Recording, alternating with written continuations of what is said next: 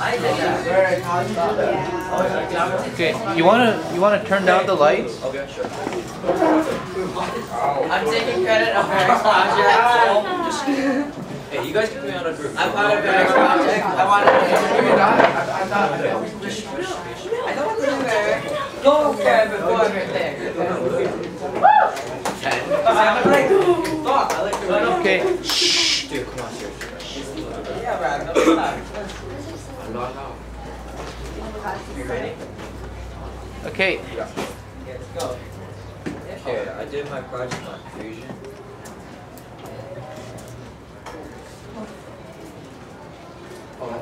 Whoa!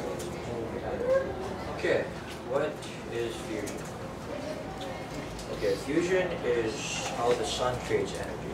So what happens is two hydrogen atoms, they smash together and they create one helium atom and they create a lot of energy. So that's why our sun creates so much heat. So that's a picture of the two hydrogen atoms colliding, and then they go one helium.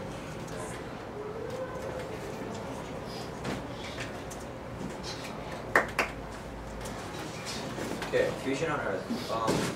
That's a little more complicated because, well, many scientists, until they figured out how the sun created energy, until they figured out how the two hydrogen atoms collided, not many countries could figure it out. So until the 1950s, when Russian scientists made this donut-shaped container, this was known as a tokamak.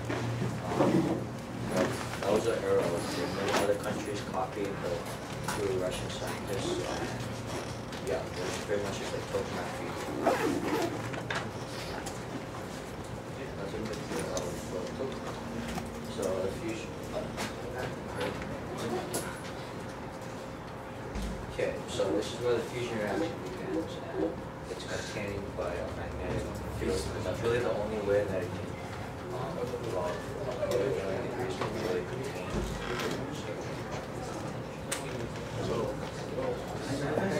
I hit the space bar.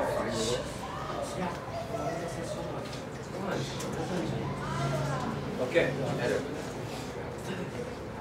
Okay, ETER stands for International Thermonuclear Experimental Reactor. Okay, China, Europe, India, Japan, Korea, Russia, and the US have joined ETER, so okay, it will be twice the size of a regular tokamak. It will be the first tokamak to create energy. So, yeah. Here's going to be a comparison. So that's JET. That was recently one of the most successful tokamaks to create really close to what the sun creates in fusion reaction. And this is a planned ETER with the size that's close to it. Okay, now here's a little video of ETER and fusion. Oh, there. Oh, there. Dude. What? I got it. Go up there. Woo! Alright. Woo! We're gonna. We're plugging the sound. I want sound. Pause it. Yay! Joking. Thanks for watching. Are you doing any sort of demo or anything like that today? No. Kids presenting anything? Well, they're presenting right now. Okay. I'm at about 11 o'clock. I'm doing a campus walkthrough with the accreditation people. So Okay. we may poke our head in here. Okay. Don't freak out if Ilani's principal and other people walk in here. Don't worry, freshies. Did you just call? I'm not afraid. I'm not freshman. I'm a senior at heart. Senior at heart. Taking your freshman class. Okay.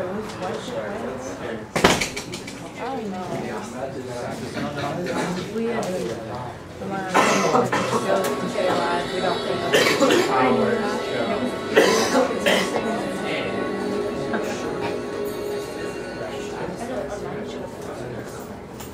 99% of the visible matter in the known universe is an extraordinary state. This state puzzled physicists for a long time, but scientists wanted to understand it. They were hoping they could access an almost inexhaustible source of energy.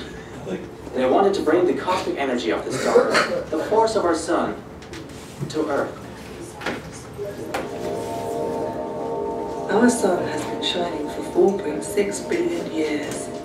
A glowing ball made of hydrogen and helium. The star's power plant is located in its interior. Here, temperatures of 15 million degrees prevail. The hydrogen atoms are composed of nuclei and electrons. This state of matter is called plasma. Hydrogen nuclei fuse with one another, helium nuclei are produced, and a great deal of energy.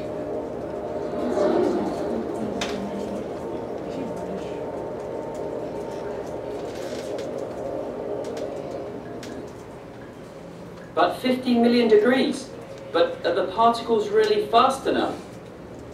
They have too little energy to be able to fuse in sufficient numbers. That's right.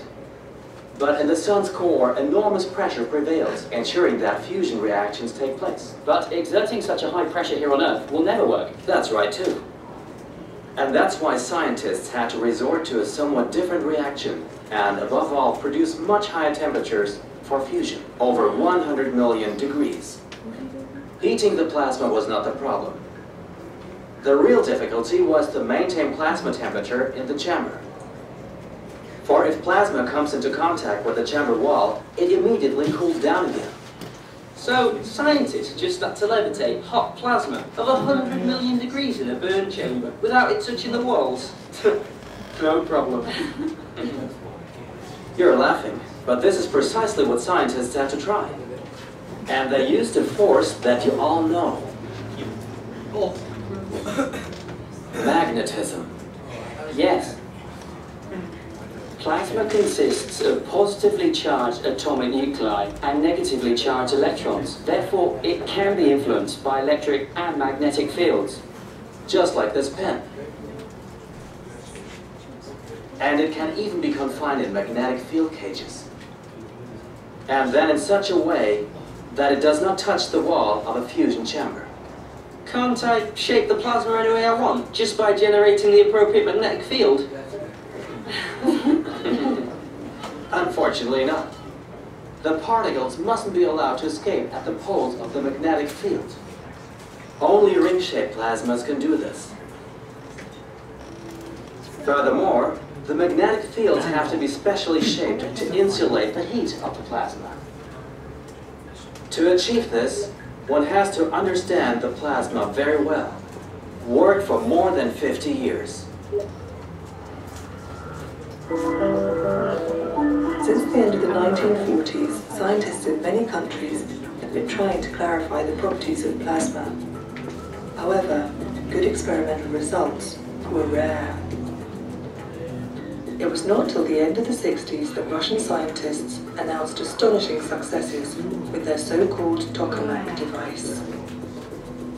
Worldwide tokamak fever erupted, but after 10 years, the best results were still a factor of 25,000 below the requirements of a fusion power plant. But then the large joint European experiment, JET, went into operation in the United Kingdom. In 1997, the scientists there obtained results just a factor of 6 short of the ignition conditions of a plasma. The sun's fire came within reach for the first time. The beginning of the 21st century, it was still unclear if a fusion power plant was possible. But continual increase of oil and gas prices brought the threat of economic crisis and war. And it was also clear that our climate didn't need even more greenhouse gases.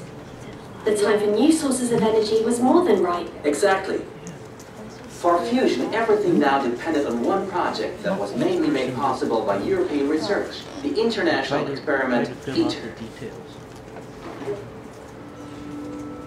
In 2007, in Cadarache in southern France, construction of the largest experiment in the history of fusion research began. Besides Europe, Russia, Japan, and the USA, the project also included China, India, and South Korea.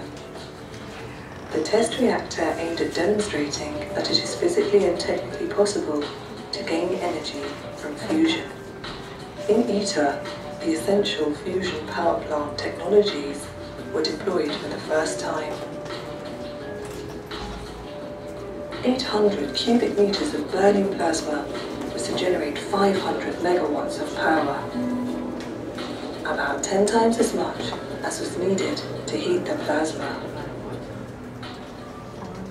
But what I don't understand is how the energy in a power plant is extracted from the burning plasma.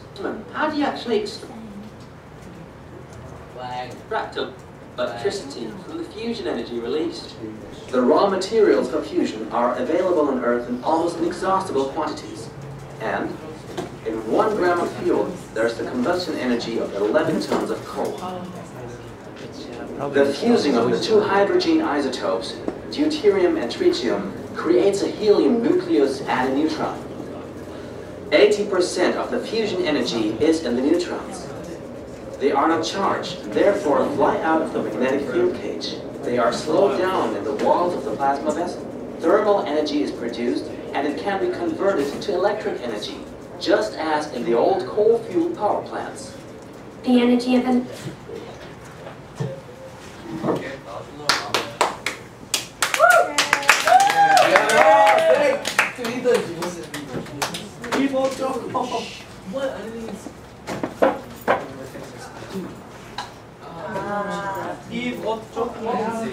Right, so Barrick, your hands-on project will be this video? Yeah. Okay, so you're going to present it in front of the class then? Yeah. All right, let's have, who's next?